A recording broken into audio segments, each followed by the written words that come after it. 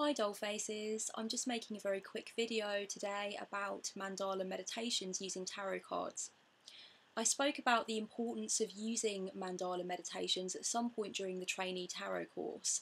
I posit them as a really good way to come to understand the deeper meanings of the tarot cards as you're kind of journeying around the maze of the mandala and considering, maybe in different ways than you have before, perhaps in more abstract ways, the different meanings and messages in the cards. And that's kind of the whole point of a mandala.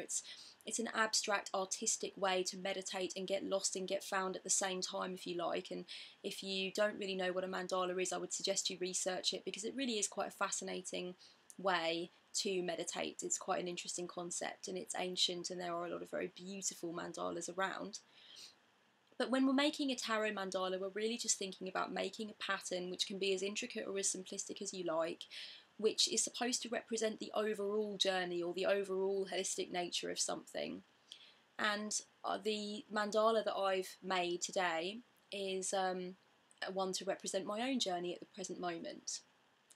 The way I think you can use mandalas in tarot and make mandalas is twofold, really. The first way is you can draw the cards blind, as I like to call them. So just draw random cards, placing them in a pattern face down, in a mandala kind of pattern. Just let it flow. You can use the whole deck and make them all over the floor, or you can just choose to use 10 or 20, whatever you feel like, and then turn all of the cards over at the same time and see what you actually got from a blind draw, and kind of begin your journey into the mandala meditation that way. Or you can do what I've done today, which is drawing the cards consciously, as I like to call it, drawing them by having a look through the deck at the pictures and trying to decide what your mandala should look like in accordance with what's going on at the moment, what's happening with you in your life, etc.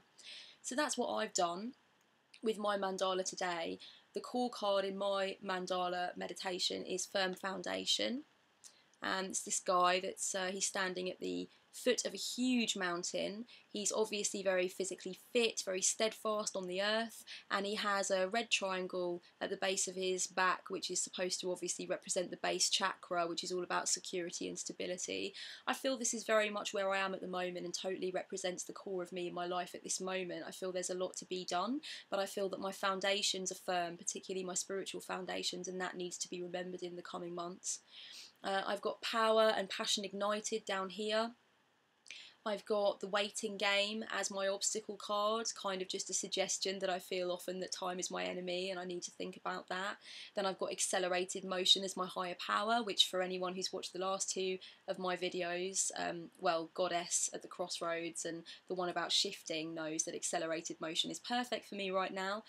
I've also aspected my core card elementally. So I have Rest and Rejuvenation is a guy sitting in a forest meditating, and that's to represent earth.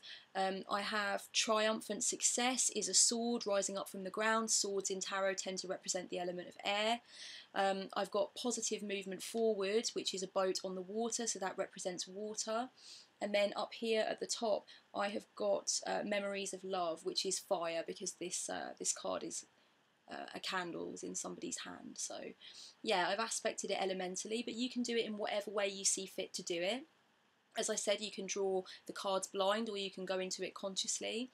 You can really make a mandala that speaks to you about this time in your life, or you can decide to go on a little journey into your mind with regard to past concerns, or, you know, if you feel that you may want to try and do a little bit of predicting of the future, you can do that with mandala too.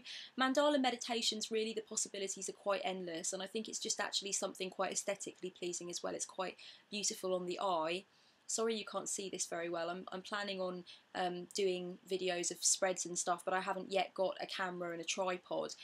My last camera is going through some issues, bless it, and I think it might be the end of its life. So I'm planning on showing you much more spreads and decks and different things you can do, but they'll need to be kind of more close up and more involved. So I'm waiting until the camera tripod thing works itself out. But I would just recommend, for the coming few days, maybe over the weekend if you have some time, just breaking out your tarot deck and doing yourself a little mandala meditation and seeing where it takes you and seeing what you can get from it and seeing how it makes you feel, how you respond to it emotionally. Because for a lot of people it's very helpful, and it's something that you can return to again and again, and it can really deepen not only your knowledge of tarot but also your knowledge of yourself.